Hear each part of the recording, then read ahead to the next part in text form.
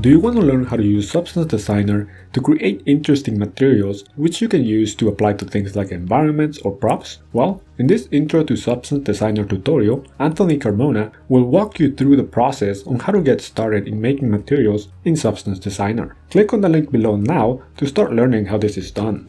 Anthony will start you off by explaining the theory behind physically based rendering, and from there he will show you the ropes to get started with the most useful nodes found within Substance Designer. This is a perfect tutorial for anyone who is new to Substance and would like to learn how to get started. This tutorial also includes a bonus lesson where Anthony will show you how to present a material through lighting and rendering using Marmoset Toolbag. Hey, so this is a very short video ad, so there's not enough time to cover everything.